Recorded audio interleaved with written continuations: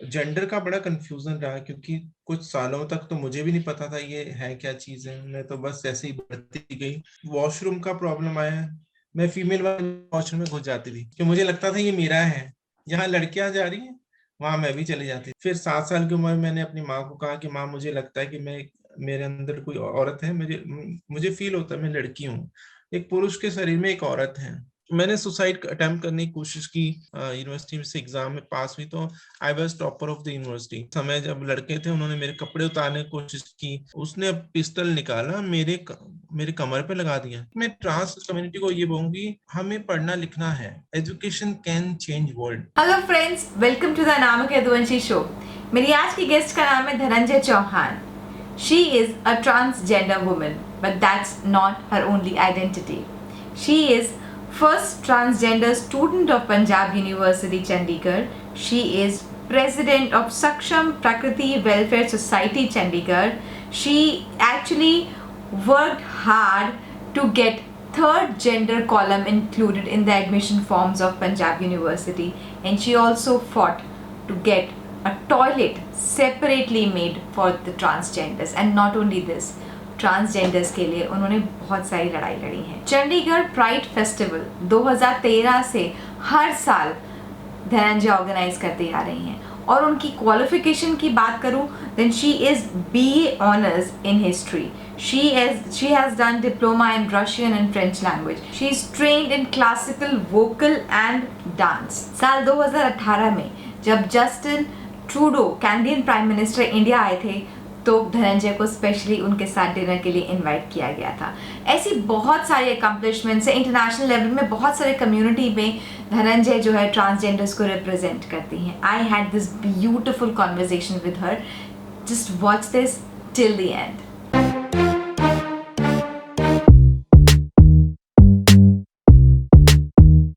Hello Dhananjay, welcome to the show. नमस्कार, thank you so much for inviting me in your beautiful platform.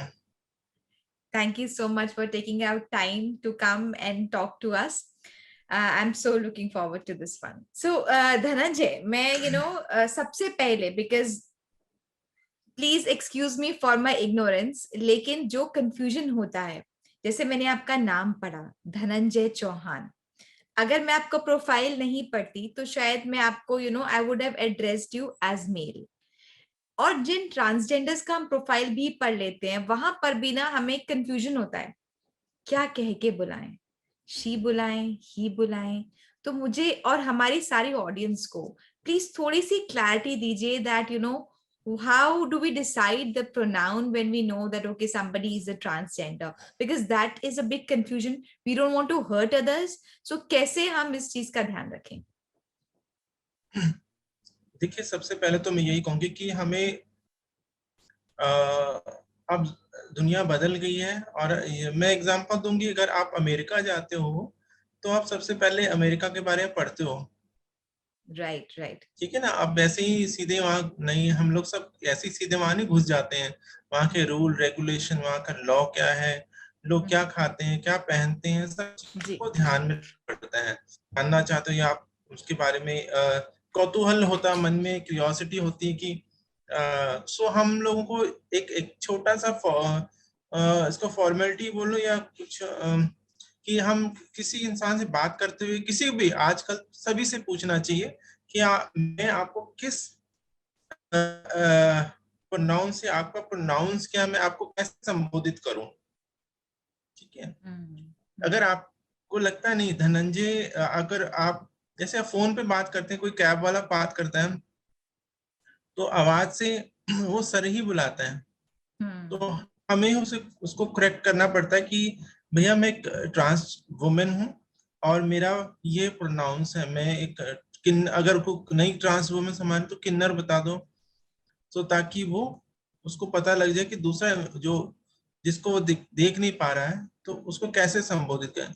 सामने आमने सामने तो पता लगेगा तो हम पूछ भी लेंगे आपको मैं कैसे संबोधित करूं, लेकिन फोन पे नहीं पता लगता, तो फोन पे हमें ही बताना होता कि मैं धनंजय चौहान हूँ, मैं एक ट्रांस वुमन हूँ, तो मेरा ये प्रोनाउंस है शी और जो भी है। तो ये चीजें हैं। और कपड़ों को आप किले पे कील पे लटका दोगे तो आप उससे पूछोगे कि आपका क्या जेंडर है, तो क्या बताएगा? कोई भी पहन ले।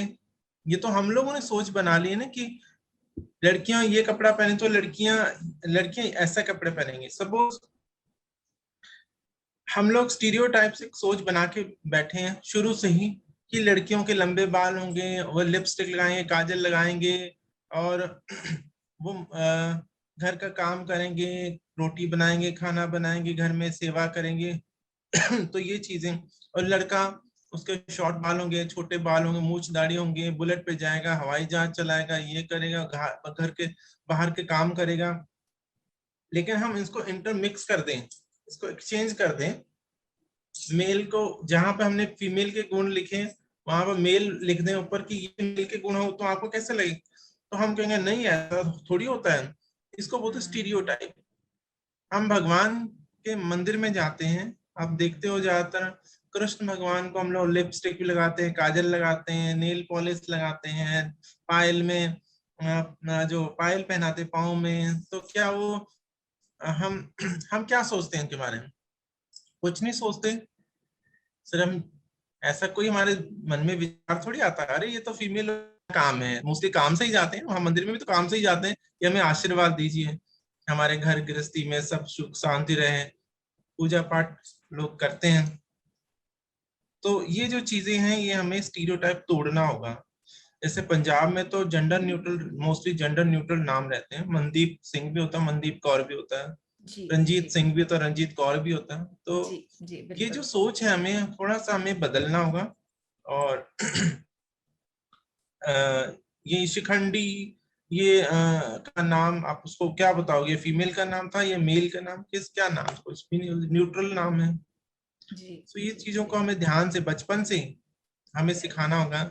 ऐसे अगर अगर हम अपने बच्चों का नाम भी जेंडर न्यूट्रल रख लें शुरू से ही, ताकि उनको बाद में कोई प्रॉब्लम ना, अगर उनका बच्चा ट्रांस वुमन हो गए या ट्रांस मैन हो गया। अदरवाइज तो हमारे आप सनातन परंपराओं में देखोगे तो पुराने टाइम में बहुत सारे जेंडर न्यूट्रल नाम थे। बहुत ऐसे जी नाम थे जो जेंडर न्यूट्रल नाम थे। मैं अब बहुत सारे एग्जांपल आपको बता सकती हूँ। सो हमें ये तोड़ना होगा हम सबको, तभी ये सेशन हो रहे हैं, तभी ये चीजें हो रही हैं। अदरवाइज जी तो क्या बात करनी है, जिंदगी में सभी का संघर्ष है। हम लोगों ने जी थोड़ा हम लोगों ने थोड़ा ज्यादा किया, आप लोगों ने थोड़ा कम किया होगा। ये जी।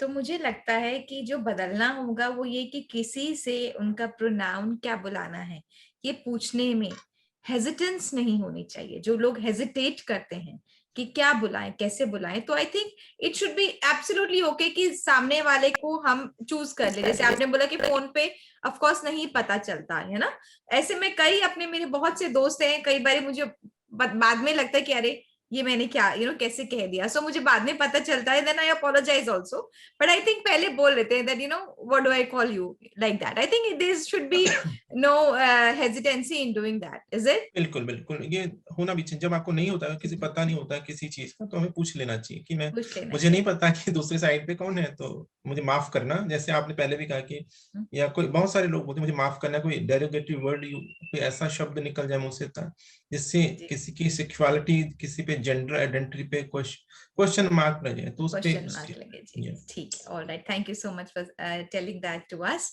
धनंजय, मैंने आपके बहुत से वीडियोस देखे हैं और आपके बारे में पढ़ा भी है। बहुत कुछ आपने किया है, मैं बताने जाऊंगी तो शायद फिर भी कुछ ना कुछ रह जाएगा, और मैं डेफिनेटली वो हमारे सब ऑडियंस के आपने इस वीडियो के नीचे मैं आपका सारा डिस्क्रिप्शन जरूर मेंशन करूंगी कि जो भी आपके बारे में पढ़ना चाहे वो पढ़ सकते हैं। लेकिन इतनी सारी चीजों के साथ अगर आप अपनी जर्नी को मैं आपसे पूछूं कि describe about your journey so far, अपनी जर्नी के बारे में आप हमारे ऑडियंस को बताएं, तो उसके बारे में जरा प्लीज डिटेल में बताएं। मेरी जिंदगी, मतलब कोई मतलब अब मैं 52 ईयर, मेरा 17 जुलाई को बर्थडे था, तो मेरा हैप्पी बाबा। Birthday first, belated happy birthday to you first of all. Thank you so much. And second, एक और न्यूज बता दूं कि कल ही भारत सरकार के जो सूचना प्रसारण मंत्रालय, उन्होंने जो फिल्म फेस्टिवल अवार्ड होते हैं, फिल्म अवार्ड, जी नेशनल फिल्म अवार्ड, वो अनाउंस हुए हैं। तो उसमें एडमिटेड जो मेरी लाइफ पे फिल्म डॉक्यूमेंट्री बनी है, उसको उसको अवार्ड मिला है। सो वो भी नेशनल अवार्ड दी है। सो मैं अपनी जिंदगी अपनी को कैसे, डॉक्यूमेंट्री का नाम पहले यहाँ बता दें हम सबको please. Admitted, admitted is the name of the documentary जो आपकी लाइफ के ऊपर बनी और उसको अवार्ड मिला है कल। It is available on YouTube free of cost and director produced by ओजस्वी शर्मा।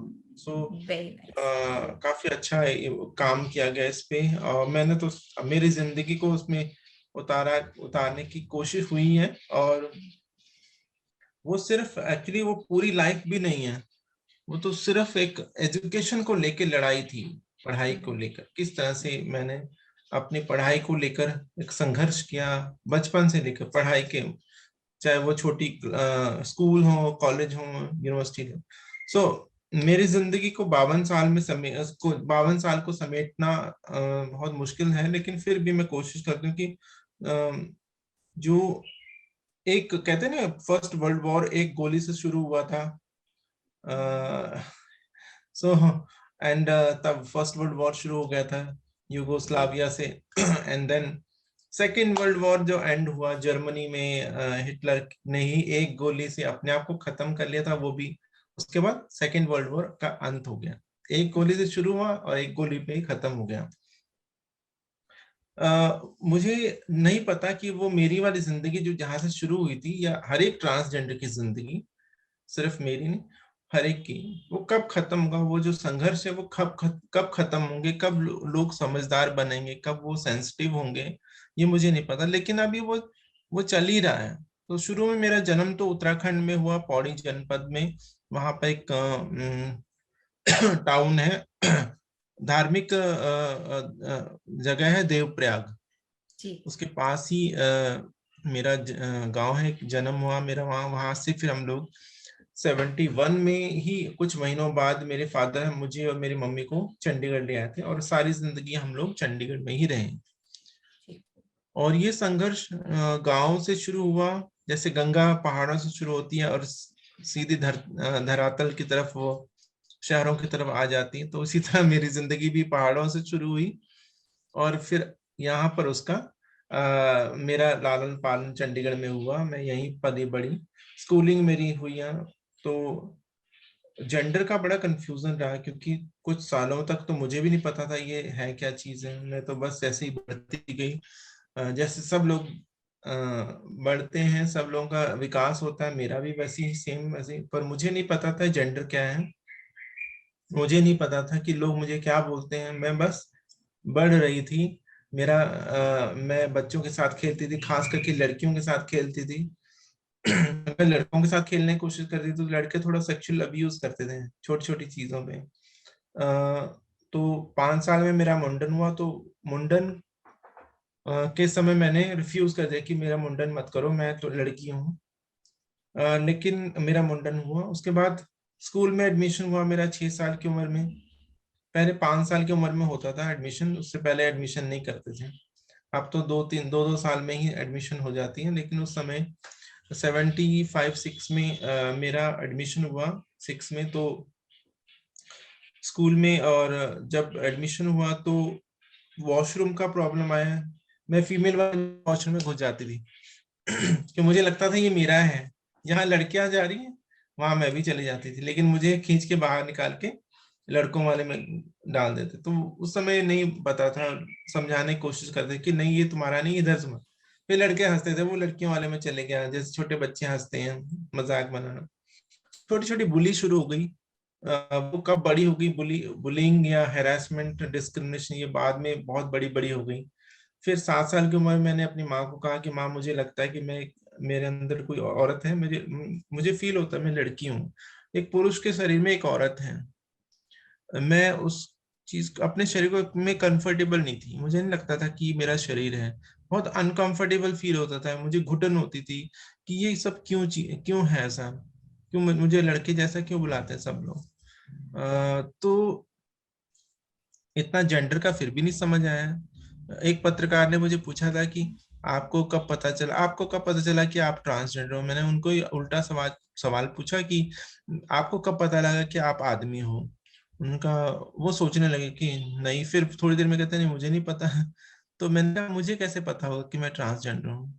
ये तो विकास क्रम है, मानव का विकास क्रम है। जो हम बड़े होते हैं तो हमें नहीं पता होता हमारे नाखून कब बड़े हो गए, बाल कब बड़े हो गए, इतने बड़े कैसे हो गए, दिन रात बढ़ते हैं, हमने कभी नापा नहीं है। ऐसे ही जेंडर जब हम फील करते हैं ना किसी चीज को, वो कभी हम नापते नहीं कि आज मैं लड़का हो गया हूँ, देखो आज मेरा आज पैदा हो गया, तो बर्थडे हम लोग सेलिब्रेट करते हैं। तो जेंडर का कोई सेलिब्रेशन नहीं होता है, सेक्स का सेलिब्रेशन होता है, क्योंकि सेक्स तो हमें पता होता है कि ये इस टाइम पे पैदा हुआ है, शरीर पैदा हुआ है, इतने बजे इतने दिन पे इतने साल में पैदा। लेकिन जेंडर का कोई पता ही नहीं होता है। जेंडर कब हमें आभास होना है, कब हमें महसूस होना शुरू हो जाता है, वो आपको भी नहीं पता होगा कि आपने कब अपने आप को लड़की मानना शुरू किया होगा।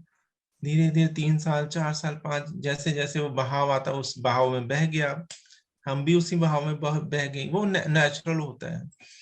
तो 7 साल में मैंने ये कहा कि मैं अब लड़की हूँ, मुझे महसूस होता है लड़की। तो उन्होंने तांत्रिक से, मेरे मम्मी पापा तांत्रिक के पास गए, उन्होंने कहा कि इसके अंदर कोई चुड़ैल आ गई है, कोई भूत प्रेत आ गया, तो इसको झड़वाना पड़ेगा। तो फिर ऐसे ही मंत्र होगा, किसी दिन ऐसे डिसाइड हुआ होगा, और मुझे लेके गए। रात को 11-12 बजे शुरू हुआ ये पूजा पाठ, और फिर धीरे धीरे धीरे वो उन्होंने, जो तांत्रिक था उसने पूछना शुरू किया कि इसको छोड़ के चले जा, जहां से भी तू आई है, ऐसे। फिर धीरे धीरे वो एग्रेसिव हो गया, क्योंकि मैं कैसे छोड़ के चले जाऊं, मुझे तो खुद नहीं पता थी क्या बोल रहा है। मेरे अंदर कोई तो चुड़ैल नहीं थी, वो कैसे जाएगी चुड़ैल छोड़ के। तो जब उसने मारना पीटना शुरू किया, फिर मैं रोना शुरू किया, माँ बाप के पास भागी, तो उन्होंने फिर वो छुड़ा के वहीं पर लेके गए कि तुम ठीक हो जाओगे, कोई बात नहीं, सह लो थोड़ा सा। तो जब उसने गरम चिमटे से मुझे पीटना शुरू किया तब मुझे पेन हुआ बहुत, मेरे पेट में, पीठ में छाले पड़ गए। फिर मैंने बहुत चिल्लाई, लेकिन माँ बाप किसी ने नहीं बचाया मुझे। उन्होंने कहा कि ये तो होना ही था, ये ठीक होना तो, जैसे कोई इंजेक्शन लगाता है या ऑपरेशन होता है, बच्चे चिल्लाते हैं ना, तो माँ बाप छुड़ाते थोड़ी है, डॉक्टर को गालियां थोड़ी देते हैं, नहीं, उनको लगता है कि नहीं ठीक हो जाएगा हमारा बच्चा। तो उन्होंने सोचा होगा ठीक हो जाएगा, लेकिन ठीक होने वाली चीज ही थी। जब प्रेशर पड़ा मेरे ऊपर, मतलब दर्द हुआ, तो फिर मैंने कहा मैं जैसे आप बोलोगे वैसे मैं करूंगी, मुझे छोड़ दो। तो फिर जो तांत्रिक था उसने कहा कि अब ये ठीक है, इसके अंदर से चुड़ैल चलेगी है। तो बड़ी हंसी भी आती है बाद में कि कोई ऐसे चुड़ैल तो थी नहीं कोई। तो ये घर पे लेके गए। फिर मैं बार बार जब कपड़े पहनने का मन करे, लड़कियों जैसा लिपस्टिक वगैरह करने का दिल करे, आईने में देखने का, फिर मैं डर जाती थी कल कहीं मेरे मामा को पता चल गया तो वो फिर दोबारा लेके जाएंगे। तांत्रिक। उनके सामने नहीं करती थी, छुप छुप के कभी कभी कर लेती थी, लेकिन जैसे ही घर में आते तो मैं फटाफट चेंज कर लेती। कभी वो दूर जाते थे जैसे 2-4 घंटे के लिए, तो फिर फटाफट कपड़े पहन लेती थी। तो ये चलता रहा, और 9th-10th में मैं डिप्रेशन में आ गई, एंजाइटी, डिप्रेशन, बहुत ज्यादा मेरे को मेंटल हेल्थ का प्रॉब्लम हो गया, पढ़ाई मेरी सफर कर रही थी। मैंने सुसाइड अटेम्प्ट करने की कोशिश की। मेरी माँ ने मुझे आपको कंट्रोल करो चीजों को, ठीक हो जाओगे तुम, पढ़ाई में ध्यान दो, अगर पढ़ लिख गए तो तुम अपने जिंदगी को खुद संभालो, नहीं तो फिर तुम्हें राह में धक्का खाओगे, भीख मांगोगे। अगर तुम लड़की भी बन गए तब भी तुम हिजड़ों में चले जाओगे, हिजड़े पकड़ के ले जाएंगे। तो ये डरा धमका, फिर डरा के मैंने कहा मैं पढ़ूंगी और बाद में देखा जाएगा। फिर मैंने पढ़ाई शुरू की, कोशिश की, बहुत कोशिश की। 10th में थर्ड पास हो ही गई, डिवीजन में आ गई। फिर ग्रेजुएशन में गई तो ग्रेजुएशन में फर्स्ट डिवीजन आ गया। सो फाइनल ईयर में जब मैं 93 में मैंने यूनिवर्सिटी से एग्जाम में पास हुई, तो I was topper of the university. तो ये सब चीजें हुई, और मैंने फिर पंजाब यूनिवर्सिटी के हिस्ट्री डिपार्टमेंट में एडमिशन लिया।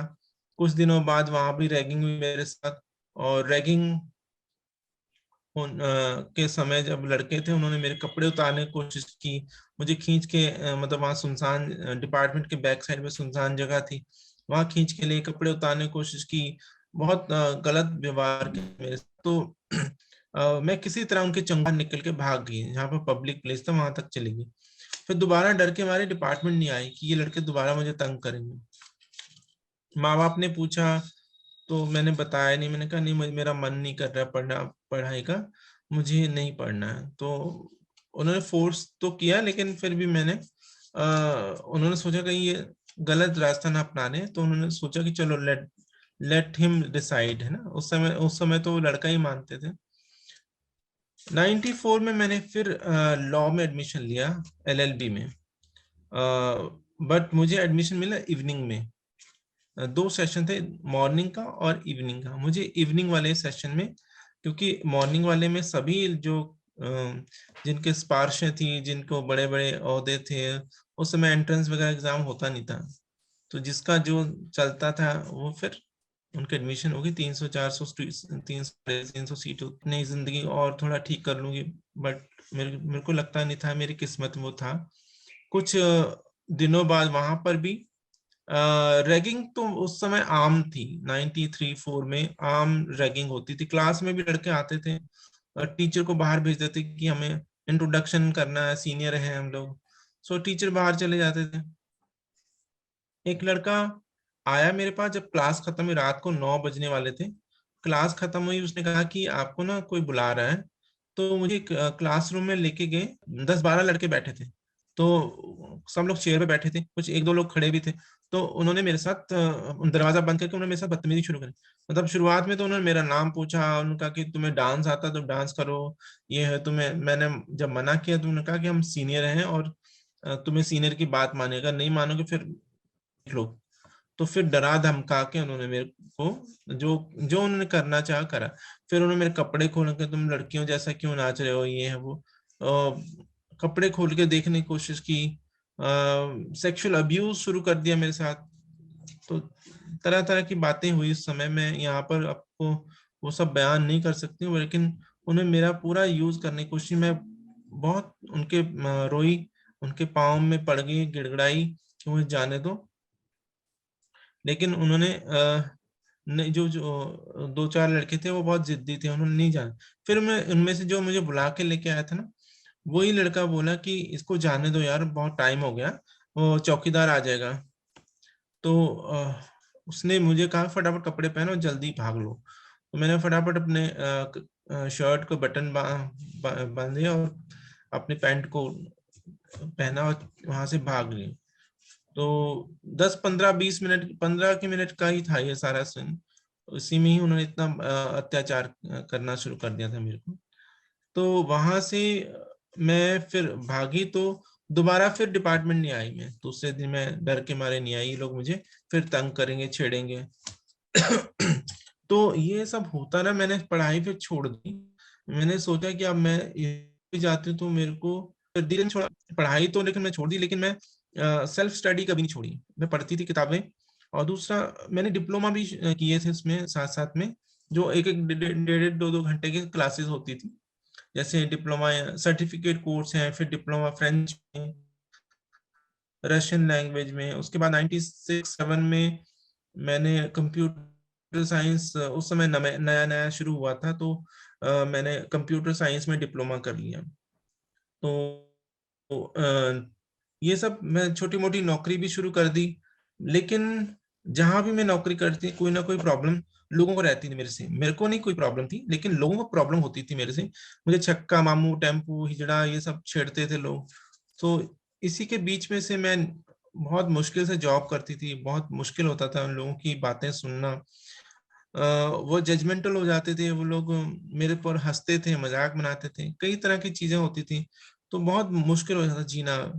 जब भी मतलब छुट्टी होती थी, मैं अपने आप को मतलब सुकून महसूस करती थी कि वो सांस लेती थी कि अब मैं सांस ले रही हूँ सारा दिन के। और घर जाके फिर रिलैक्स फील करती थी। बताती तो किसको बताती, कोई सुनने वाला नहीं था, किसी को इस चीज के बारे में नॉलेज नहीं थी। और अगर नॉलेज थी तो वो, अगर वो मैं बताती तो वो लोग फिर वहीं लेके जाते हैं झोला छाप डॉक्टरों के पास या फिर तांत्रिकों के पास। तो ये जो कन्वर्जन थेरेपी है ना, ये उस समय आम बात थी। और लोग और जो अड़ोस पड़ोस के लोग हैं, रिश्तेदार हैं या जानकार लोग, उनको उनसे बात करते तो वो लोग और सलाहें देते थे। जैसे बोलते ना, कोई आप किसी को कुछ सिर दर्द हुआ तो 10 लोगों से बात जाए कि ये खा लो, वो खा लो, ऐसा कर लो, वो कर लो, तो ऐसी बातें होती तो मैं नहीं शेयर करती थी, मैं डर जाती थी, मैं कहा यार ये लोग मुझे फिर। और शुक्र हुआ मुझे इलेक्ट्रिक शॉक नहीं दिए गए। अगर डॉक्टर के पास ऐसे झोला छाप डॉक्टरों के पास ले जाते हैं जो उस समय सो कॉल्ड साइकियाट्रिस्ट थे, तो उस अभी भी ये कई जगहों पे इलेक्ट्रिक शॉक दिए जाते हैं ताकि हम लोग ठीक, हमारा दिमाग जो ठीक हो जाए। सो ये सब चीजें होती हैं। थैंक गॉड मेरे साथ वो नहीं हुआ। अगर मेरे साथ होता तो मैं मर ही जाती। तो 2002 में आते आते मैं काफी ज्यादा चीजों पे, जेंडर पे ज्यादा फोकस होने लगा कि कब तक ये जिंदगी जीऊंगी, कब तक जीऊंगी। और 2002 में ऐसे हम लोग ना, तब तक तो मैं, मुझे अपने जैसे लोग और मिल गए थे।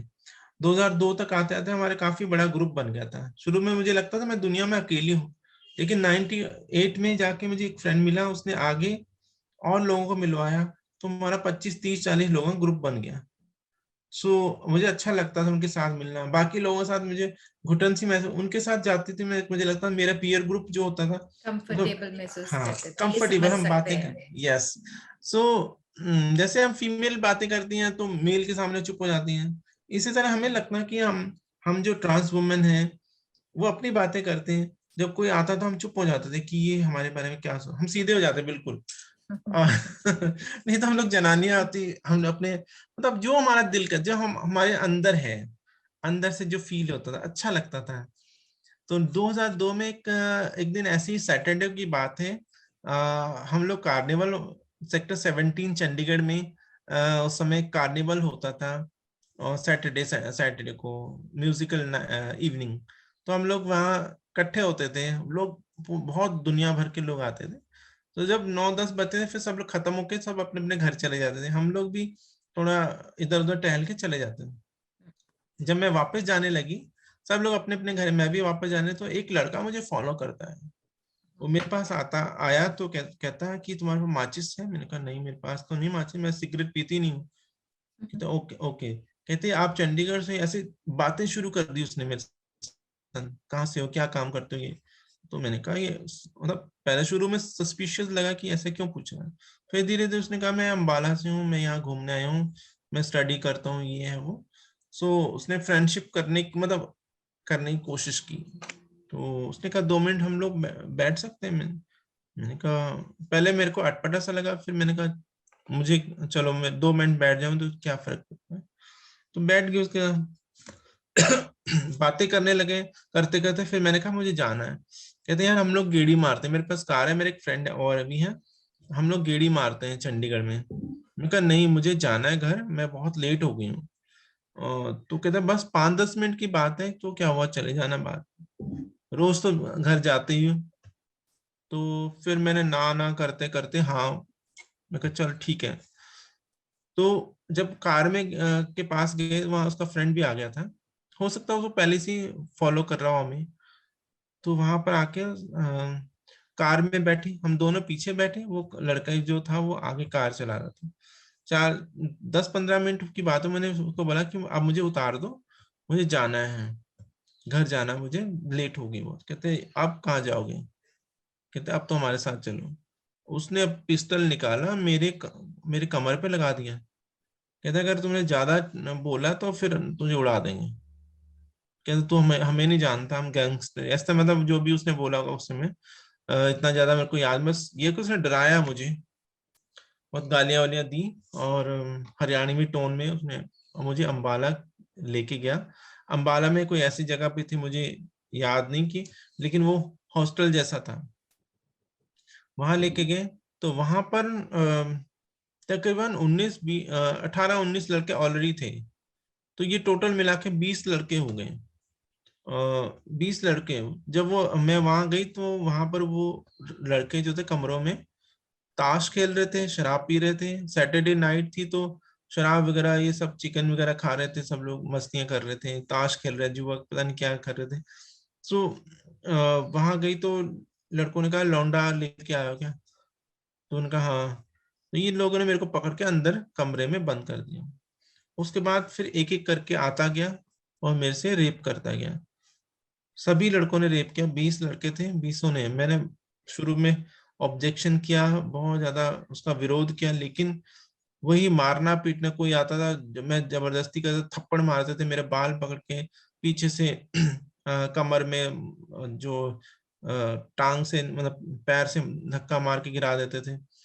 सो ये सब हुआ। एक टाइम तो उसमें एक लड़का, दो कट्ठे आए, उन्होंने दोनों ने एक साथ ही मतलब मेरे साथ रेप किया, and they wanted group sex. मतलब ये सब हुआ मेरे, मतलब मैं बयान भी नहीं कर सकती हूँ, ये सब चीजें हुई। दुख भी होता है सब चीजें को दोबारा अपनी याद करते हुए कि किस तरह से ये चीजें उस टाइम हुई होंगी। और सुबह 4-5 बजे, मैं 4 बजे करीब, मेरे बहुत बुरे हाल हो गए थे, ब्लीडिंग हो रही थी, मैं खड़ी नहीं हो पा रही थी, मेरे टांगे कांप रही थी। तो उन्होंने मुझे मारुति गाड़ी में बिठाया, और सुबह 5 बजे करीब मुझे अंबाला के जो रेलवे स्टेशन के बाहर बस स्टैंड भी है वहां पर छोड़ दिया। और उन्होंने धमकियां भी दी, अगर कोई कुछ बोला तो तुम्हें उड़ा देंगे, तुम हमें नहीं जानते हो। तो वो लग ही रहा था, वो सारे, मुझे लगा कि गैंगस्टर जैसे थे लोग, गैंग जैसे थे, तो डर लगता था। आप खुद ही समझदार हो कि आजकल कैसे कितने गैंग वॉर ये सब चीजें। उस समय तो, अब तो चलो पुलिस बड़ी मुस्तैद है, उस समय तो इतना डर लगता था, मतलब कोई बात भी नहीं करता था। सो मैं डर गई, और सुबह बड़ी मुश्किल में एक जगह बैठी रही वहां पर, बस स्टैंड में, उठ ही नहीं पा रही थी, बस में कैसे चढ़ूं। और अगर बस में बैठूं तो पैसे नहीं थे, पैसे नहीं थे। कुछ टाइम तो मैं सोचती रही कि मेरे पास पैसे नहीं है, मैं बैठूं तो बैठूं किस बस में बैठूं। चंडीगढ़ से मुझे धोखे में ले आए, लोकल, मेरा साइकिल था वहां खड़ा, तो मैं तो साइकिल में आई थी। उस समय तो पैसे भी नहीं होते, कोई जॉब ही नहीं थे, तो पैसे कहाँ से होते।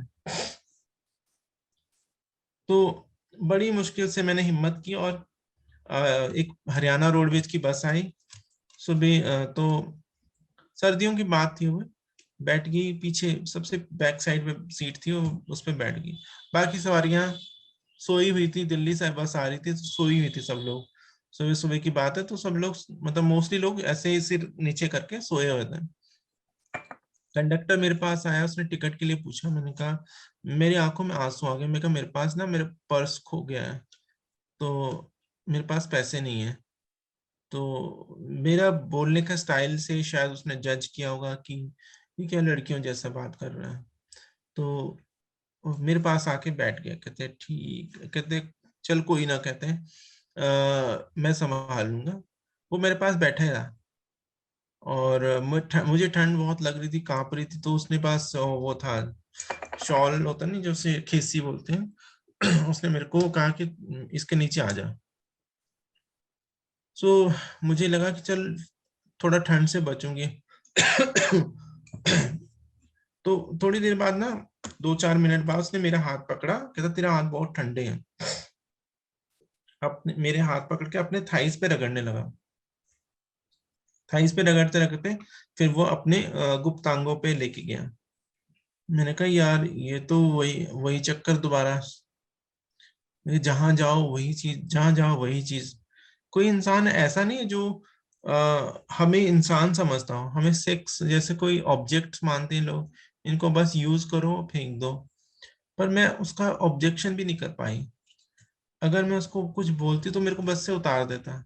आप सोचो कि 1 घंटे का रास्ता, 40-50 किलोमीटर, अंबाला से चंडीगढ़, तो मैं उतर जाती तो मैं जाती कहाँ रास्ते में। तो और मेरा हालत भी खराब थी। उसने कहा चलेगा मेरे साथ, मैंने हाँ ना करते करते हाँ कर, मैं कहा ठीक है। और उसके बाद जब वो sector 17 bus stand, ISBT sector 17 में चंडीगढ़ में, तो वहां बस आई। उसने कहा मैं 2 मिनट में आया, अपना हिसाब किताब देके फिर हम चलते हैं। तो जैसे ही वो गया, अपने काउंटर पे गया होगा, तो मैंने उसको देखा, मगर चले गया, इनविजिबल हो गया, दिखाई नहीं दे रहा, तो मैं वहां से खिसक गई। मैंने कहा इस अभी टाइम है, मैं यहाँ से निकल लेती हूँ। मैं वहां से निकल गई, लंगड़ाती लंगड़ाती लंगड़ाती चलेगी, और फिर पास में ही कुछ दूरी पे ही पुलिस स्टेशन भी है, मैं वहां चलेगी हिम्मत करके। और मैंने कंप्लेंट लिखवाने की कोशिश की, लेकिन पुलिस ने कंप्लेंट नहीं लिखी। उन्होंने कहा कि ये सब यहाँ नहीं होगा, तुम अंबाला में जाओ, वहीं कंप्लेंट लिखाओ। और क्योंकि केस यहाँ का नहीं है, वारदात जो है तुम्हारी वो अंबाला में हुई, तो हम लोग ये नहीं लिखेंगे। और दूसरी बात, उन्होंने फिर बिठा लिया मुझे, मुझे पूछने लगे कि कैसे हुआ, क्या क्या क्या, कितने लड़कों ने किया, क्यों किया, कैसे किया, हमें बताओ। बड़ा इंटरेस्ट लेके वो पूछने लगे, फिर हंसी मजाक भी करने लगे हैं। कहते फिर गया क्यों था तुम, है ना, तुमने खुद भी मजे लेने होंगे, ये है वो है, तुम्हें क्या पता था वहां 20 लड़के हो जाएंगे, तुम मजे लेने तो एक दो के लिए गए हो। तो ये सब चीजें मेरे को आपत्तिजनक, मतलब ऑब्जेक्शनेबल चीजें वो मेरे से पूछने लगे। सो मुझे बड़ा अजीब लगा, ये पुलिस है या ऐसे ही जाहिल लोगों की फौज है। सो वहां से मैं बड़ी मुश्किल से, मैं कहा ठीक है मुझे नहीं लिखवाना, मैं वहां से निकल गई। बजते बजाते मैं घर चली गई बड़ी मुश्किल से, तो पैदल चली, क्योंकि मेरे पास पैसा नहीं था। ऐसे लिफ्ट वगैरह, एक जगह तो मैंने लिफ्ट भी ली, लेकिन वो घर तक तो नहीं था, तो फिर मैं चली गई पैदल। घर गई तो बहुत उदास। घर वालों ने पूछा कि मेरा साइकिल तो वहीं सेक्टर 70 में रह गया, क्योंकि मैं, मेरी हालत नहीं थी, और मुझे नहीं पता था वो साइकिल वहीं खड़ी है, कि साइकिल चला के चोरी हो गया होगा, क्योंकि मैं वहां गई नहीं। तो घर वालों ने बड़े फिक्र कर रहे थे कि कहाँ चले गए, कहाँ चले गए। तो उन्होंने चैन की सांस ली। उन्होंने कहा कि तुम कहाँ थे, पूछने, गुस्सा भी होने लगे। फिर मैंने कहा कि मैं अपने फ्रेंड के पास रुकी थी।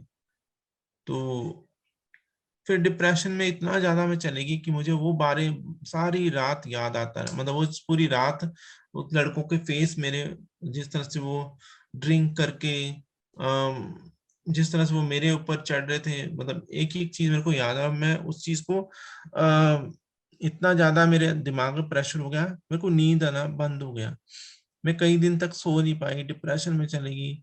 और इतना ज्यादा प्रेशर दिमाग में हो गया कि मैंने कहा अब मुझे चले जाना इस दुनिया से, खत्म करो, मुझे नहीं रहना इस दुनिया में। और मैं एक दिन ऐसे ही, मतलब दिमाग में आया कि मैं पागलों की तरह, कि मैं कहा मेरा दिमाग फटने वाला है, मैं उठी और भाग गई, एक रस्सी ली, और पास में जंगल है हमारे घर के पास, वहां भाग के चलेगी रात को नंगे पाँव। फुल मून नाइट थी, थोड़ा दिख भी रहा था, मतलब हल्का फुल्का सा। वहां चल के मैंने पेड़ में रस्सी बांधे और गले पे लटकाना शुरू कर दिया। तो मैं थोड़ा सोचना, मतलब मैं थोड़ा फ्लैशबैक में चलेगी कि यार, इंसान सोचता ही रहता है कि ये तो मुझे एक्सपीरियंस है, मुझे नहीं पता, सब लोग मुझे दूसरों का नहीं पता, बट कोई कहता है ना कि किसी ने, कोई पूछता है कि यार मरते हुए दर्द होता है, अब किसी को क्या पता मरते हुए दर्द होता है, कोई बताने थोड़ी वापस आता। लेकिन फॉर्चुनेटली, मतलब किस्मत से मैं नहीं मरी। तो मुझे याद है कि मैं सोचने लगी थी कि अपने जब मेरे पुराने दिन के, कैसे मैंने अपनी जिंदगी को, कैसे कैसे ठोकरें खाकर पढ़ाई की, कैसे मेरे माँ बाप ने मेरे को कन्वर्जन थेरेपी कराया, कोई भी समझने वाला नहीं था। और आज मैं, इन लड़कों ने मतलब मेरे साथ रेप किया, मेरी कोई गलती भी नहीं थी, और मैं लटकने वाली मैं हूँ, सजा, कहते हैं ना, मौत की सजा मुझे मिल रही है। फिर एकदम से मेरे जो पॉजिटिव, जो दिमाग में जो नस थी, उसने एकदम से मेरे को जोड़ा। उसने कहा कि तुमने तो कोई क्राइम भी नहीं किया है, और सजा तुम क्यों ले रहे हो, तुम्हें को फांसी की सजा क्यों हो रही है, फांसी की सजा तो उनको होनी चाहिए थी, तुम्हें क्यों? तो तुमने तो कोई रेप नहीं किया, तुमने बलात्कार नहीं किया, तुमने कोई चोरी नहीं की, डकैती नहीं की, ऐसा काम नहीं किया जिससे तुम्हें फांस, फिर मैंने कहा नहीं, मैं मुझे नहीं मरना, मैं नहीं मरूंगी। मरना तो उनको चाहिए था, उनकी सोच को खत्म होना, ऐसा समाज की सड़ी गली सोच है, इनको खत्म करना चाहिए। और वो कौन करेगा, हम जैसे ही लोग बाहर आएंगे तब मैं ही जाऊंगी। और जो डॉक्टर के पास जाता है कोई मरीज, तो मरीज ही बताता है ना, मेरे को ये सिर दर्द है, मेरे को ये फीवर हो रहा है, मुझे ये हो रहा। दूसरे को, आप लोगों को क्या पता लगा, जब तक हम चिल्लाएंगे नहीं कि भाई मुझे ये प्रॉब्लम है, मैं डिप्रेशन में, मेरे को मेंटल हेल्थ की प्रॉब्लम है, मुझे मेरा जेंडर प्रॉब्लम है, उसको समझने के लिए तो समाज को, आज जो दुनिया के लोग समझने की कोशिश करेंगे, इसलिए क्योंकि हम लोगों ने उसको, उसका उसको लोगों के सामने लेके आए हैं। फिर मैं घर गई, और घर पे आके अपने आप को रिलैक्स किया, थोड़ा काम नहीं इसको ठीक किया अपने आप को मेंटली, और दूसरे दिन मैं उठी और चल पड़ी। अब समाज को सुधारने का ठेका तो मैंने उस समय ले लिया, लेकिन अब ये सुधारना कैसा, इतना बड़ा दुनिया है, वहां पर कैसे शुरू करेंगे। लेकिन जब अब सोच लिया था तो कहीं शायद का ना, जहाँ चाह वहां राह, तो वो कहावतें भी ऐसी नहीं बनी है मेरे को। जब मैं अपने आप को सोचती हूँ तो मेरे को फिर वो मिल गया। तो जब मैं, रास्ता मिल गया। हाँ रास्ता में, लेकिन एक दिन में नहीं लिया, मैं रोज निकल जाती थी, रोज घर से सोचती थी, मैं भटकती थी, पार्क में बैठ जाती थी, कभी बस स्टैंड पे बैठ जाती थी। एक दिन बस स्टैंड पे घूम रही थी मैं, ऐसे सुबह 7-8 बजे निकल गई थी, तो सीधे बस स्टैंड गई। वहां पर एक इंसान सो रहा था, सो नहीं रहा था, मतलब सर्दियां थी तो अ, उसने ना मतलब एक रजाई होती है उसके अंदर लेटा हूँ, और उसका सिर ही सिर बाहर था। तो मैंने उसको देखा, वैसे मुड़ के फिर वापस, फिर दोबारा मुड़ के देखा, वो भी मेरी तरफ देखा, फिर 3-4 बारी जब देखा, फिर वापस घूम के फिर उसके बाद आई, तो वो भी मेरे को लगातार देखे। तो मुझे लगा कि यार समथिंग या तो अच्छा है या बुरा है। तो मैं उसके सामने से गुजरी तो उसने स्माइल मारा, तो मैंने भी स्माइल किया। उसने स्माइल करके कहते हैं हाय। मैंने कहा, जब उसके बोलने के टोन से मैं कहा ये तो मेरे जैसी है। मैं कहा तुम ट्रांस हो? कहती है हाँ। ये तुम्हें कैसे पता है? मैं कहा बस, इंसान जो अपने जैसा होता है उसको पता लग जाता है कि ये मेरी जैसी है। तो हम बैठ गए, फिर हम लोग वो उस मतलब रजाई से निकली, बैठ गई। मैंने कहा तुम कहाँ? कहते मैं गाजियाबाद से हूँ, दिल्ली में जॉब करती थी, तो मुझे घर वालों ने निकाल दिया था। घर वालों से निकालने कितना क्या था, पर उनको पता लग गया था, किसी ने मेरे घर में शिकायत की, तो ये तो मतलब कपड़े पहनती है ट्रांसजेंडर लड़कियों की तरह, ये वो। तो उन्हें फोटो वगैरह दिखा दी थी, वो बहुत कंजर्वेटिव थी, उसकी फैमिली मुस्लिम फैमिली थी, बहुत कंजर्वेटिव। तो घर वाले ने सब लोगों को बुला लिया, रिश्तेदारों को भी, वो हिजड़ों में भी जाता जाता था बच्चा, तो सब लोगों ने घर पे इकट्ठे हो गए।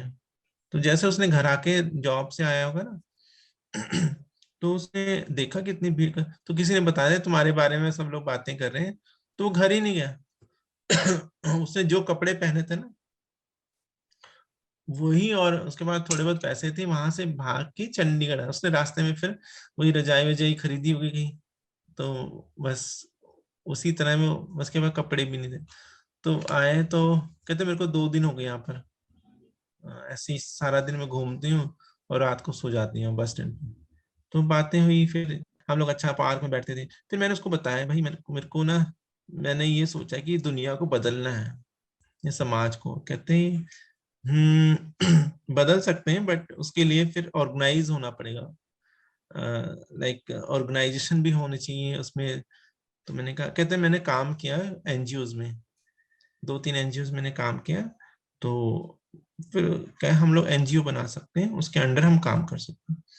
लेकिन एनजीओ में उसको तो पता था बनाना कैसे, लेकिन इतनी जल्दी हो नहीं पाता। फिर हमने रेपो बिल्डिंग शुरू की, लोगों के बीच में, अपने अपने लोगों के बीच कम्युनिटी में गए, उनसे बात करते थे। धीरे धीरे हमें ये भी पता लगा कि बहुत सारी एनजीओ जो सरकार की नेको की तरफ, नेशनल एड्स कंट्रोल ऑर्गेनाइजेशन की तरफ से प्रोजेक्ट फंडेड हैं, उनमें एड्स के बारे में, एचआईवी के बारे में लोग जागरूकता फैलाते हैं। वो ट्रांसजेंडर के लिए भी, LGBTIQ+ कम्युनिटी में भी जागरूकता फैलाते हैं, उनकी भी एनजीओ चला रहे हैं, उनके लिए काम करते हैं। तो हम लोग धीरे धीरे उससे भी जुड़े, और हमने HIV एड्स को भी जागरूकता कार्यक्रम से भी जुड़े, धीरे धीरे जुड़ते रहे, हम लोग भी अवेयर करते रहे लोगों को HIV के बारे में।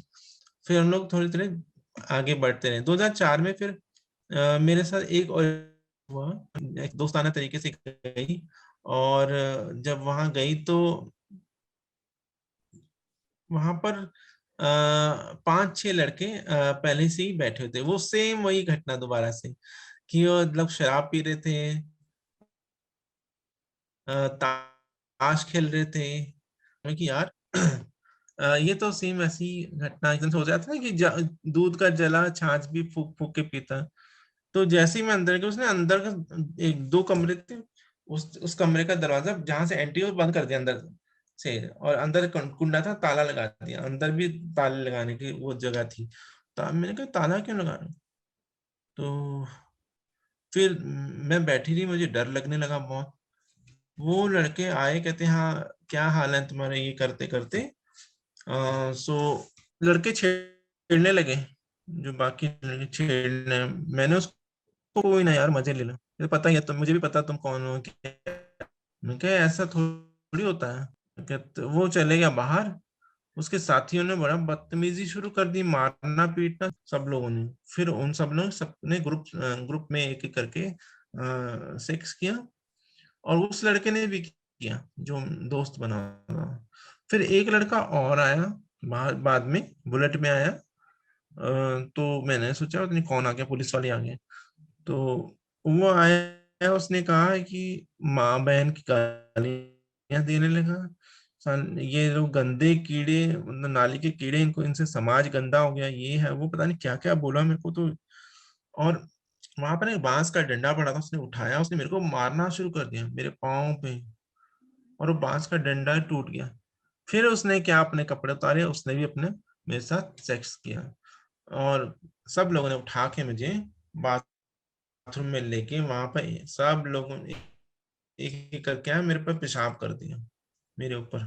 तो मुझे इतना गंदा, मैं तो ऐसे ही करके बैठ गई नीचे को, और इतना बुरा लगा मुझे कि मैं उस समय सोची नर्क में आ गई। इसी तरह से वहां पर नल था, मैं अपना सिर वगैरह धोया, धो के बाहर आई कपड़े वपड़े पहने, और मैंने उनके पाँव में कहा मुझे जाने दो। तो फिर उन्होंने दरवाजा खोला और मुझे भगा दिया। तो लेकिन मैंने सुसाइड के बारे में नहीं सोचा उस समय, क्योंकि पहले मैं सोच चुकी थी कि अब दुनिया को तो बदलना ही है। दुनिया ऐसे ही लोगों से भरी पड़ी है, कब तक हम लोग सहते रहेंगे? और अगर हम लोग मर गए तो इनको कौन सुधारेगा? तो मैंने मरने का तो ड्रॉप कर ही दिया कि नहीं, मुझे मरने नहीं है। हम लोग काम करते रहे। 2009 में हमने एनजीओ बना ली, सक्षम। अब उसका नाम सक्षम प्रकृति वेलफेयर सोसाइटी है चंडीगढ़ में, बट उस समय हमने सक्षम ट्रस्ट नाम रखा था। तो हमने रजिस्टर करवाया, लगे नेशनल लेवल पर काम करने, हमें इनविटेशन आने लगे। लोग HIV साथ, और काफी UNDP का प्रोग्राम थे, नेको के प्रोग्राम थे, हम लोग काफी अच्छा। और 2012 में फिर नेशनल रेसिडेंसी हुई एक्चुअली, और नालसा के साथ मिलके हमने एक PIL बनाई, मतलब ड्राफ्ट क्यों बनाया, पब्लिक लिटिगेशन, जिसमें ट्रांसजेंडर राइट्स के बारे में सब बातें हुई, क्या क्या रिकमेंडेशन सब लोगों ने दी। उसमें मैं भी थी। तो हम लोगों ने सुप्रीम कोर्ट में वो दायर कर दिया, नालसा के, जो कि बाद में फिर 15 अप्रैल 2014 को जिसकी जजमेंट आती, NALSA versus union of India and others, उसमें ही हमें थर्ड जेंडर रिकॉग्नाइज किया जाता है, उसी में हमें अपनी पहचान मिलती है। तो वो जो संघर्ष था, जो हम लोगों ने काम किया 2013 में, हमने 2012 की जो पब्लिक लिटिगेशन डालने के बाद मैंने चंडीगढ़ में आने फिर आते ही मैंने प्राइड के बारे में सोचना शुरू किया कि LGBT प्राइड होना चाहिए। सब जगह, जो मेजर मुंबई में हो रही थी, मद्रास में हो रही थी, बेंगलोर में हो रही थी, कलकत्ता में, दिल्ली में हो रही थी, तो चंडीगढ़ में होना चाहिए। तो मैंने सोचा, ये बहुत बड़ा कदम था उस समय 2012 में। तो सोचा चलो, एक इंसान की सोच है, उसमें 2-3 लोग और जुड़े सेम लाइकिंग वाले। तो वो फिर मैंने धीरे धीरे स्टूडेंट्स को मोबिलाइज किया, social work student, human rights को, सोशियोलॉजी को, साइकोलॉजी, एंथ्रोपोलॉजी, इनको मोबिलाइज किया, अपने साथ जोड़ लिया, क्योंकि प्राइड में हमें ये लोग भी चाहिए थे, LI। तो 2013 में फरवरी में फर्स्ट प्राइड हुई चंडीगढ़ की, and it was very difficult. I could not get permission easily from Chandigarh administration, police से। वो हमेशा पूछते थे क्या चक्कर है, ये तुम्हारा क्या, कौन सी रैली हो रही है, LGBT क्या है, कौन होते हैं ये लोग? मैं कहा हम लोग, कहते आप लोग तो इंसान आदमी हो। वो हमें पैंट शर्ट में देखते तो आके तो लगते तो आदमी हो। मैं कहा नहीं, हम लोग ट्रांस वुमेन है। कहते ले, फिर कहते हैं किन्नर, तो कहते किन्नर तो नहीं, क्योंकि किन्नर तो डेरों में रहते हैं। मैंने कहा नहीं, वो हमारे जैसे ही होते हैं, पर हम लोग फैमिलीज में रहते हैं। सो दिक्कतें बहुत थी, परमिशन बड़ी मुश्किल से मिली। उन्होंने कहा कि क्या, मैं उनको हमेशा बता, लेस्बियन, गे, बाइसेक्सुअल, ट्रांसजेंडर, इंटरसेक्स, ये फलाना। तो कहते ये होते कौन है? मैंने कहा, फिर उनको समझाते समझाते थक जाते थे। फिर बाद में जब मेरे को परमिशन का चाहिए था, दिन बहुत कम रह गए थे, मैंने कहा ना एक्चुअली, फिर उसने पूछा पुलिस वाले कि LGBT क्या है। मैंने कहा ना हमारा एक्चुअल में HIV एड्स अवेयरनेस का प्रोग्राम है, उसको हमने करना है। कहते अच्छा अच्छा अच्छा, फिर तो ठीक है, ऐसे बोलो ना। उन्हें परमिशन दे दी। मैं कहा तुम्हें समझा समझा के थक गई मैं तो, HIV एड्स वाला तो समझ गए जल्दी से। कहते अच्छा अच्छा अच्छा काम करो करो करो। तो एक्चुअल में वो LGBT प्राइड थी। तो फिर प्राइड हुआ, पंजाब यूनिवर्सिटी ने मना कर दिया परमिशन देने से, क्योंकि उनके कैंपस से शुरू होना था। यूनिवर्सिटी कैंपस से, कैंपस की परमिशन भी जरूरी है उनके, हम लोग स्पेस यूज कर रहे थे। उन्होंने कहा कि such kind of activity should not allowed in educational institution. तो मैंने कहा हम तो कुछ ऐसा गलत काम नहीं कर रहे। आपके स्टूडेंट तो आते हैं हमारे पास, PhD करने वाले, आपके फील्ड वर्क करने वाले बहुत सारे लोग, इतने सारे स्टूडेंट्स हैं जो हमारे पास, तब तो कोई सच काइंड ऑफ एक्टिविटी नहीं लगती आपको। अब आपको क्यों लग रहा है जब हम अपने राइट्स के बारे में बात कर रहे हैं? या तो स्टूडेंट्स को मना ही कर दी भी, ऐसे लोगों पे रिसर्च नहीं करनी ना। ऐसे तो फिर हम लोगों ने कर दी जिद में आके। मैं कहा देखी जाएगी, हम करेंगे यहीं से। और स्टूडेंट्स हमारे साथ खड़े हो गए सारे, करीबन 150-200 स्टूडेंट हमारे साथ खड़े रहे। टीचर्स यूनियन के लोग भी आ गए हमारे साथ, जो प्रोग्रेसिव माइंडेड वाले थे। सो खड़े रहे, और यूनिवर्सिटी जो सिक्योरिटी गार्ड है वो आ गया हमें भगाने के लिए वहां से। तो टीचर्स जो थे और स्टूडेंट साथ में खड़े हो गए, कहते ये हम लोग करवा रहे हैं, आप कहते परमिशन, कहते परमिशन की कोई जरूरत नहीं। टीचर्स ने कहा हम लोग साथ में। तो वो अब सिक्योरिटी वाले क्या बोलते, टीचर प्रोफेसर खड़े हैं, उनको डंडा थोड़ी मार देते। कहते हैं यहाँ से प्लीज चले जाओ। तो हम लोगों ने कहा हम जाने के लिए आए हैं, यहाँ आ नहीं रहे हैं, हम यहीं से बस हमने वॉक करके जाना। कहते प्लीज यहाँ हल्ला वल्ला मत करना। बट हमने पूरा गिद्दा विद्दा ढोल धमाके से वहां से गए हम लोग। और अनफॉर्चुनेटली उस दिन राष्ट्रपति ने भी चंडीगढ़ आना था, तो बहुत सिक्योरिटी टाइट थी, बहुत मुश्किल से हम लोग गए। But it was very successful pride in Chandigarh. बहुत पहली बार पूरी फुल कवरेज हुई। इनफैक्ट कवरेज राष्ट्रपति की भी थी, लेकिन साथ साथ में हमारी कवरेज भी थी, जो हमारा सतरंगी झंडा था वो, उसकी कवरेज भी थी। तो ये मेरी सक्सेसफुल रही। एंड 2014 में सुप्रीम कोर्ट की जजमेंट आई।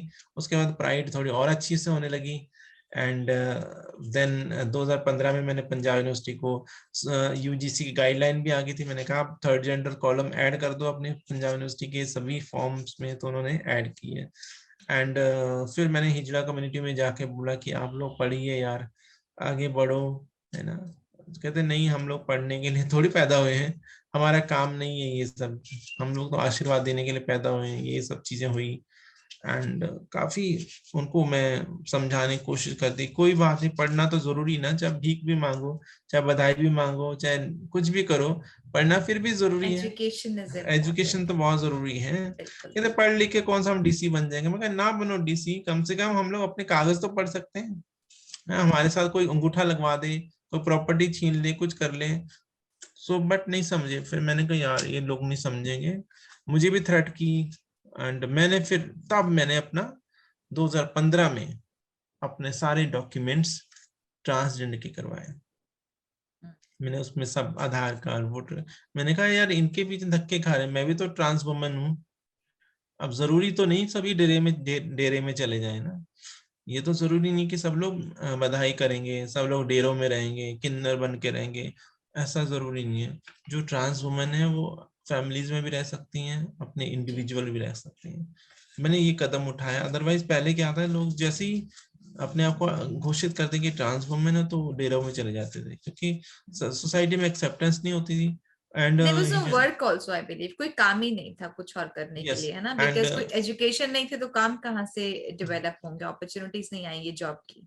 हिजड़ा लोग भी रहने नहीं देते थे समाज में, वो उठा के ले जाते थे, या फिर उनको मारते पीटते कि अगर रहना तो हमारे साथ रहो, नहीं तो आप वहां नहीं रह सकते हैं, मतलब पब्लिक प्लेसेस में नहीं रह सकते हैं। उससे हमारी इंसल्ट होती है। लोग फिर ये सोचना शुरू कर देंगे कि ये लोग तो पढ़े लिखे हैं, ये लोग तो जॉब कर सकते हैं, ये लोग तो काम कर सकते हैं, ये लोग मतलब कई तरह की धारणाएं हैं।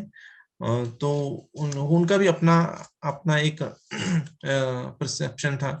बट किन्नर परंपरा कोई बुरी नहीं थी, क्योंकि किन्नर परंपरा सदियों से हमारे समाज का हिस्सा रही है, और वो सचमुच ऐसे ही पुराणों उपनिषदों में वेदों में इसके बारे में बड़ा अच्छा तरीके से लिखा कि ये तो भगवान के ही बनाए रूप हैं, और स्वर्ग में कहते हैं देवता या फिर किन्नर सीधे जाते हैं। तो बहुत सारी, भगवान कृष्ण को भी मोहिनी अवतार में, भगवान विष्णु मोहिनी अवतार में आगे कई अपने एग्जाम्पल में बताऊंगी, जिसमें मैं आगे आने वाले अपने अभी बताऊंगी थोड़ी देर, बट मैं सोचिए पहले अपने ये अपना बता दूं। तो जब नहीं कोई कुछ हुआ, फिर मैंने अपने सारे डॉक्यूमेंट चेंज किए, क्योंकि माँ बाप ने, जेंडर तो मेरा था नहीं जो मेरे डॉक्यूमेंट में लिखवाया था, वो तो फैमिली ने लिखवाया था, माँ बाप ने लिखवाया था, मेरे से पूछ के थोड़ी लिखवाया था। उन्होंने, जब मैं पैदा हुई तो उन्होंने जो उनको लगा उन्होंने लिख दिया। मुझे पूछते तो, बट मैं उस समय क्या जवाब देती, मैं तो बोल भी नहीं सकती थी। सो बाद में जब मैं बोल सकती समझती थी, तब तक तो बहुत लेट हुए। उसके लिए फिर संघर्ष करना पड़ा, दोबारा रिवर्स तो नहीं कर सकते ना, उसके लिए फिर संघर्ष करना पड़ा, सुप्रीम कोर्ट तक जाना पड़ा। फिर जाके 2015 मैंने अपने सारे डॉक्यूमेंट चेंज किए, इवन पासपोर्ट तक, एक सिंगल डॉक्यूमेंट से लेकर पासपोर्ट तक। बहुत दिक्कतें आई, बहुत दिक्कतें भी आई, क्योंकि उस समय वो कहता था तुम तो डेरे में नहीं रहते हो। जब मैं चेंज कर, मैं कहा जरूरी, और उनके साथ 15-15 20-20 मिनट, जो आधार कार्ड, सबसे पहला मेरा काम था आधार कार्ड वाले के पास जाना। उसने कहा यार तुम तो लड़का लगते हो। मैंने कहा ट्रांसजेंडर का मतलब लड़का लड़की से नहीं, किन्नर से भी नहीं हुआ ना ही जरूरी है कि सभी लोग डेरों में रहे। सभी हिजड़ा ट्रांसजेंडर होते हैं, बट सभी ट्रांसजेंडर हिजड़ा नहीं होते हैं। हिजड़ा एक परंपरा है, तो समझा है। फिर मैंने अपना ट्रांजिशन किया, ट्रांसफॉर्मेशन शुरू किया, धीरे धीरे धीरे आज मैं आपके सामने हूँ। तो वो सारा 2015 के बाद ट्रांजिशन हुआ। एंड फिर धीरे 2016 में जब मैंने देखा कि पढ़ने वाला कोई नहीं है, तो मन से आवाज आई कि धनंजय, यहाँ पर भी दरवाजा तुम्हें ही खोलना पड़ेगा, और कोई आने वाला नहीं है। जब तुम दरवाजा खोलोगे बाद में सब लोग आएंगे। फिर मैंने, देखो, तकरीबन 94 में मेरा एजुकेशन खत्म हो गया था, छोड़ दिया था मैंने। तो उसके बाद 2016 में मैंने पंजाब यूनिवर्सिटी में as a first transgender student admission लिया। और उस समय जब ये सब करवा दिया था, मुझे लगा कि ये सब प्रसाद तो मैंने ही बनाया, मुझे ही खाना है ये। तो जब मैंने फॉर्म में देखा थर्ड जेंडर ट्रांसजेंडर देखा, तो उसमें टिक करते मुझे खुशी हुई कि ये सब मेहनत से करवा रखा है। सो अपनी खेती को देख के, अपनी चीजों को देख अच्छा लगता है कि बहुत बड़ी बात है, बहुत बड़ी बात है। फिर उसके बाद सो इतनी लंबी पेनफुल जर्नी जो आपकी रही, लेकिन इसमें जो आपको अचीवमेंट मिली, वो आपकी जो पंजाब यूनिवर्सिटी में जो आपने कहा कि आप फॉर्म्स में ट्रांसजेंडर इंक्लूड होता है, और बाकी सारी चीजें भी, उनका इंक्लूजन जो हो गया है, ये कोई छोटी अचीवमेंट नहीं है, बहुत बड़ी बात है। और भी जो बाकी सब आपने काम किए हैं, इतनी ज्यादा पढ़ाई करने के बाद, इतना सारी चीजें देखने के बाद, कैसे आप, क्या आपका रोल मॉडल था, क्या एक ऐसा विचार था जिसने आपको कहा कि नहीं, करते रहना? बिकॉज ये जो 2-3 इंसिडेंट आपने बताए, बहुत painful. I can understand emotionally कितना इंसान को गिरा सकते हैं डिप्रेशन में। सुसाइड भी आपने अटेम्प्ट किया, बट आपने अपने आप को ही संभाला। तो क्या ऐसा थॉट या कोई ऐसा रोल मॉडल जो आपको लगता है जिसने आपको आज तक हेल्प करी हो बढ़ते रहने के लिए? देखिए, रोल मॉडल जैसे मैंने अपने जब अपने विचार में बता रही थी अपनी कहानी, तो उसमें मैं खुद ही अपना रोल मॉडल रही हूँ, ठीक है ना। मेरे उस समय जब मैं सुसाइड कर रही थी, तो मेरे को ये दिमाग में नहीं आया कि फलाने ने तो ऐसा किया था, मुझे भी ऐसा करना। मेरे दिमाग में यही आया कि मैं क्यों मरूं, मैंने ऐसा क्या किया है, मैंने ऐसा कौन सा गुनाह कर दिया। तो सबसे पहले रोल मॉडल तो मैं, जो मुझे सामने नजर आते हैं, ये मेरे दुख हैं, ये मेरे दर्द हैं, ये संघर्ष रहा है। और जब कोई दर्द होता है ना, तो कहता नहीं मुझे, जैसे मुझे मेरा रेप हुआ, तो मैं कहा नहीं, अब इनको सजा दिलवानी है, चाहे कैसी भी हो, मानसिक ना, चाहे कुछ भी, सजा तो मैं दिलवा नहीं पाई, लेकिन आज मैं खुद ही एक वुमेन से सुपर वुमन हो गई हूँ। सो ये सुखद है कि मेरा जो खुद का रोल मॉडल मैं खुद ही रही हूँ। अब आने वाले जो, अब और भी चीजें हैं तो आते रहते हैं सब लोग, उसमें सबसे बड़ा भूमिका मेरी माँ की भी रही है, जो उस समय मेरे सुसाइड करवाने जब मैं कर रही थी 10th में, तो मुझे ना रोकती तो आज मैं आपके सामने ना आती। फिर मेरी गुरु जो है आचार्य महामंडलेश्वर किन्नर अखाड़ा लक्ष्मी नारायण त्रिपाठी जी, वो भी जिंदगी में आई। उन्होंने भी काफी मोटिवेशन दिया, काफी आगे एनकरेज करते हैं। और मेरा सबसे बड़ी बात है, मेरा लाइफ पार्टनर जो है रुद्र प्रताप सिंह। जब वो मेरी जिंदगी में आए लॉकडाउन में, तो उसके बाद मेरी जिंदगी ही बदल गई। मतलब मैं अपने आप को खुश नसीब समझती हूँ कि मतलब ऐसा इंसान मिलना। He is a trans man actually. मैं ट्रांस वुमन हूँ, वो ट्रांस मैन हूँ, मैन है। तो हम दोनों की, क्योंकि हम आदमी को अगर मैं चाहूँ तो आदमी कितने दिन चाहेगा, हो सकता है हर एक की अपनी अपनी सोच है, बट मुझे लगता है कि आदमी अपनी जगह है, बट उनको कुछ सालों में लगेगा यार बच्चे भी होने चाहिए, फैमिली भी होने। अब हम बच्चे तो दे नहीं पाएंगे। मैं तो देवकी नहीं बन सकती, मैं यशोदा तो बन ही सकती हूँ, पर सबको यशोदा पसंद भी नहीं होती है। तो मैंने ट्रांस मैन जो है वो अचानक मेरी जिंदगी, हमने चूज नहीं की। मेरे को जो कुछ मिला, अब दोबारा से जो कुछ मिला है जिंदगी में, मैंने कभी नहीं सोचा। ईश्वर ना, वो कहते हैं दुनिया पर घूम के वहीं आ जाती है। मैंने जो चीजें छोड़ी थी, आप सोचो, मैंने डांस 9वीं 10 से पहले शुरू कर दिया सीखना, गायन भी। वो दोबारा अब सब मैं संगीत और नाटक अकेडमी की मेंबर बन गई हूँ। अब मेरे पास घर में ही आ गया। मैं प्राचीन कला केंद्र के जो डिप्टी रजिस्ट्रार है उनके घर में रहती हूँ।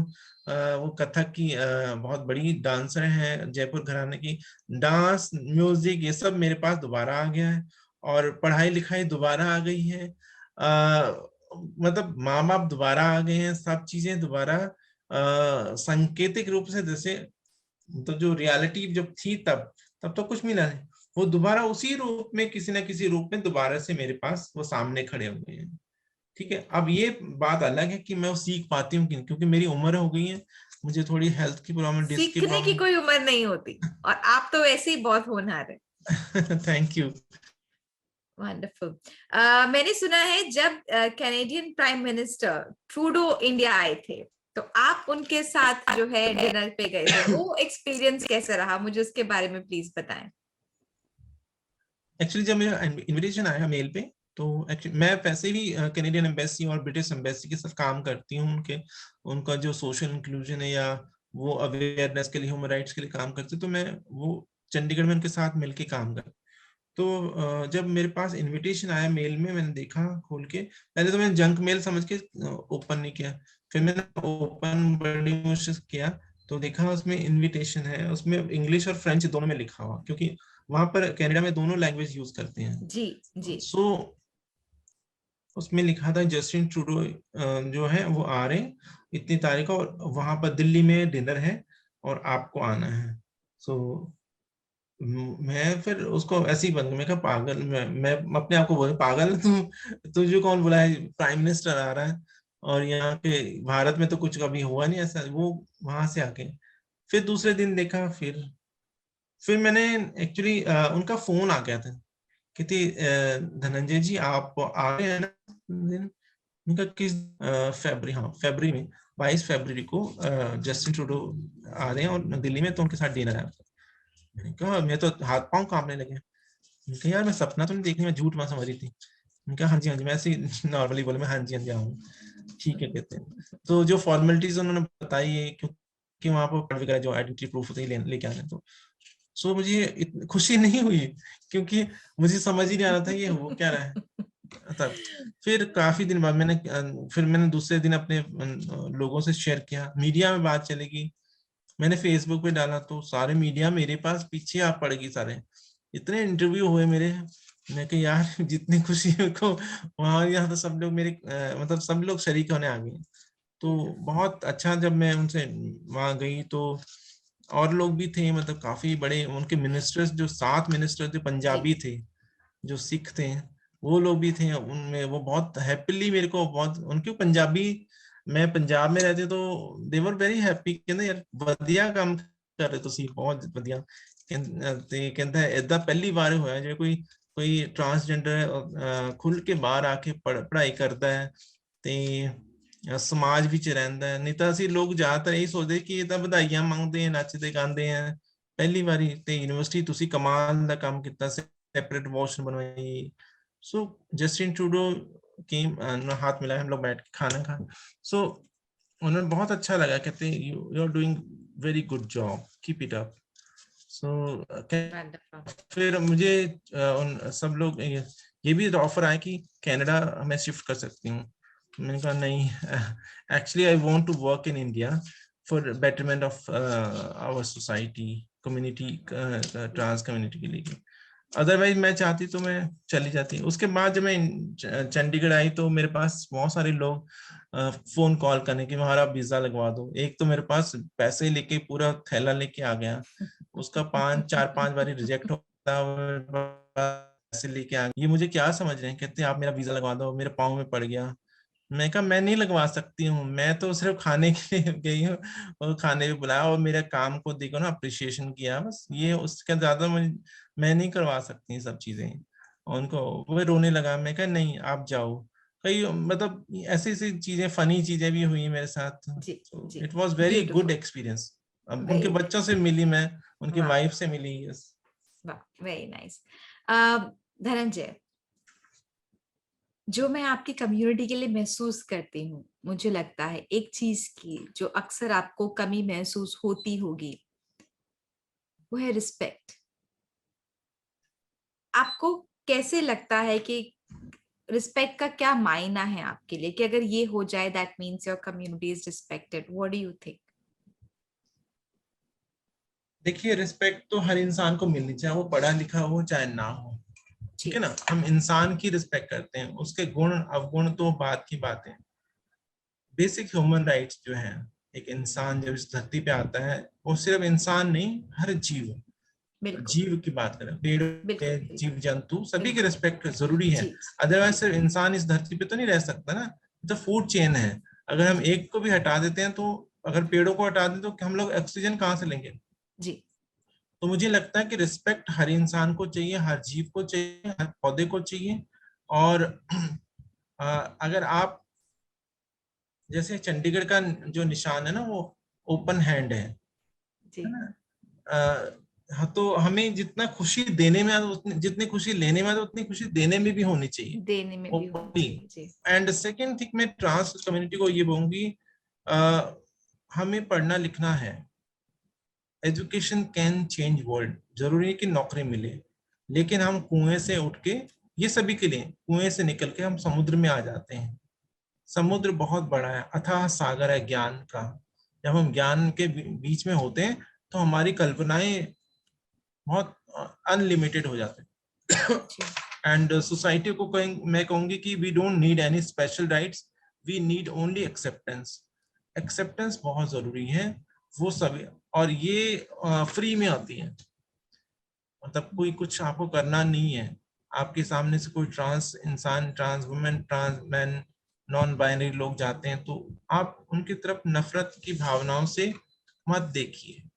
ठीक है, हम जब घर में रहते हैं तो सब लोग हमसे नफरत करते हैं। जब फर्स्ट जो इंस्टीट्यूशन, फैमिली से बाहर निकल के सोसाइटी में आ जाते हैं, तब लोग हमें ढूंढते हैं आशीर्वाद लेने के लिए। तो हमें पढ़ने दीजिए, हमारा ड्रॉप आउट मत होने दीजिए। पढ़ लिख के हम भी आपके जैसे बराबर हम लोग काम करेंगे। काम हमने शरीर से नहीं करना होता, जो नीचे अंडरवियर का तो कोई उसमें रोल नहीं होता है। हमारा काम तो आंखों से, कानों से, दिमाग से, हाथ से हमने काम करना है। बस यही चाहिए होता है, हम मेहनत से काम करो। सो बस रिस्पेक्ट जरूरी है, हर जेंडर की रिस्पेक्ट, हर चीज की रिस्पेक्ट होनी चाहिए।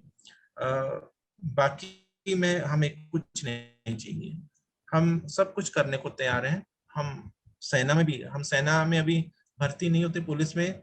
तो आप सोचिए कि देश में, और अगर धर्म की बात करें तो शिखंडी जो सेनापति थे, ठीक है ना, इस, और ऐसे ही अलाउद्दीन खिलजी का जो सेनापति था मलिक काफूर, वो हिजड़ा था, वो सेनापति था, उसने दक्षिण को फतेह किया था, और दक्षिण फतेह करके वो कोहिनूर हीरा लेके आया।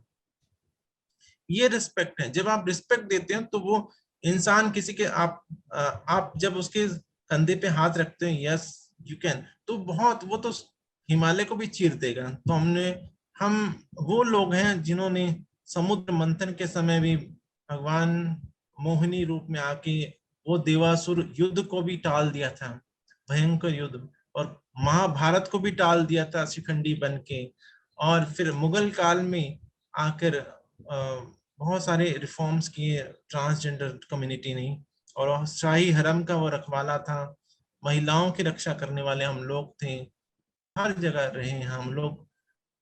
ये सिर्फ 1871 में जाके अंग्रेजों ने हमें अपराधी घोषित कर दिया था एंटी ट्राइबल एक्ट में, अदरवाइज हम लोग समाज का मुख्य धारा से जुड़े हुए लोग थे। जैसे कि हिंदू धर्म में माना जाता है कि हमारा रीबर्थ होता है, हमारे बहुत से जन्म होते हैं, है ना? तो अगर आपके पास ये चॉइस हो, what would you like to be reborn as? Transgender.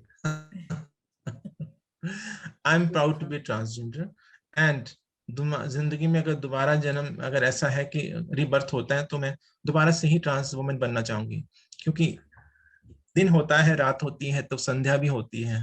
संध्या के बिना दिन और रात है, तो हमारे अंदर दोनों गुण हैं, दोनों भावनाएं हैं, हम इंसान को समझ सकते हैं, हम मर्द औरत से भी परे हैं। कहते हैं ना, जब कोई किन्नर होता है तो वो मुंशी प्रेमचंद ने लिखा है कि जब इंसान कोई नर और नारी के भेद से ऊपर उठ जाता है ना, वो महात्मा हो जाता है। तो हम जन्म से ही, मतलब मैं, ईश्वर ने ऐसा ही पैदा किया हमें, ईश्वर ने हमें पुरुष शरीर में पैदा करके एक महिला बनाया, और एक ट्रांस, जैसे हम ट्रांस, ऐसे ही ट्रांस मैन जो महिला के शरीर में पैदा होके वो पुरुष हैं, जैसे शिखंडी महिला के शरीर में पैदा होते हैं और पुरुष हो जाते हैं। तो ये कोई ऐसा नहीं कि सडनली कोई चेंज कर ले, किसी ने अचानक चेंज, ये तो अंदर की जो दीमक होता है ना, जो पेड़ को, हरा और भरा पेड़ को नीचे गिरा देता है, बाहर से पता नहीं चलता है। तो ऐसे ही हमारे जो अंदर जो चल रही है हार्मोन्स है हमारे अंदर, और भी बहुत सारी, कितनी सारी चीजें अंदर, हमें कुछ भी नहीं पता लगता हम कौन है यार। अथा तो ब्रह्म जिज्ञासा, ब्रह्म को जानो कि मैं कौन हूँ। हम लोग तो अपनी खोज में निकले हैं कि मैं कौन हूँ, मैं पुरुष हूँ, नारी हूँ, या मैं कोई और हूँ। हमने ये एक्चुअल वेद के मंत्र को साधा है कि मैं कौन हूँ, और जब मुझे पता लगा मैं ये हूँ, तो हम उसी रास्ते पे निकल गए। हम लोग वो जो बचपन में जब हम पैदा होते हैं ना, 4-5 मिनट हम फ्री होते हैं, हमारे पास कोई जेंडर नहीं होता, कोई नाम नहीं होता, कोई धर्म नहीं होता, कोई जाति नहीं होती। 5 मिनट बाद फिर हमारे, उसका नाम भी हो जाता है, उसका जेंडर भी हो जाता है, डॉक्टर लिखता है इसका जेंडर ये है, इसका वो है, लिंग, वो सब चीजें लिख देते हैं। उसके बाद वो कंधे पे थोके, जब तक जिंदगी रहती है, मरते दम तक वो फिर दूसरों के कंधे पे चला जाता है। सो ये चीजें हम लोगों ने उसको बहुत गहराई से सोचा, और ट्रांस इंसान ही, जो ट्रांसजेंडर है, वही अगर वो दुनिया, मतलब मैं गलत ना बोलूं तो वही सही में जो परमात्मा के जो दिखाए हुए प्रकाश है, वो लौ है, जो रोशनी है, उसकी तरफ वो बढ़ता है।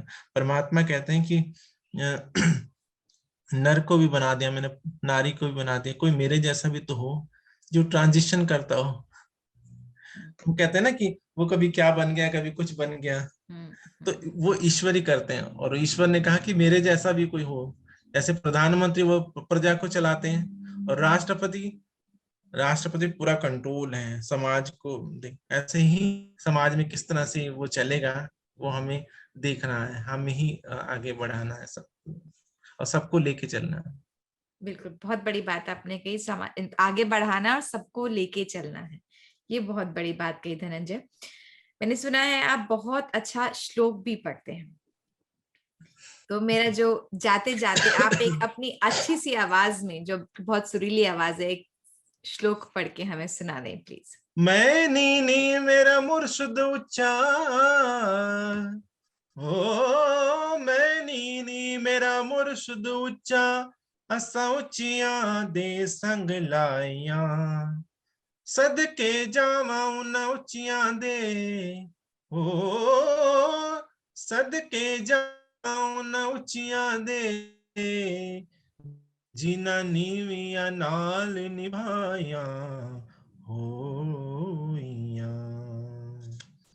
मन लागो यार फकीरी में, मन लागो यार फकीरी में भला बुरा सबको सुन ली जो, भला बुरा सबको सुन ली जो, कर गुजरान गरीबी में, मन लागो यार फकीरी में। तन तेरा है तन तेरा खाक मिलेगा, क्यों फिरता मगरूरी में, मन लागो यार फकीरी में।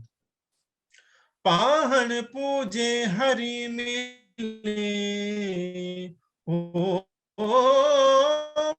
पाहन पूजे हरि मिले, तो मैं पूजूं पहाड़, ताते यत चाकी भली पिस खाए संसार, मन लागो यार फकीरी में, मन लागो यार फकीरी में, मन लागो यार फकीरी में।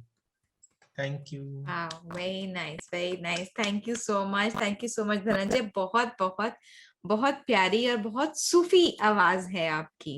बहुत ही अच्छा लगा सुनकर, बहुत ही अच्छा लगा। Thank you. और आज आपने हमसे बात करी, बहुत अच्छा लगा। Thank you so much for coming, and I wish you all the very best in all the endeavors that you're doing. Thank you so much. Thank you so much. Thank you. God bless.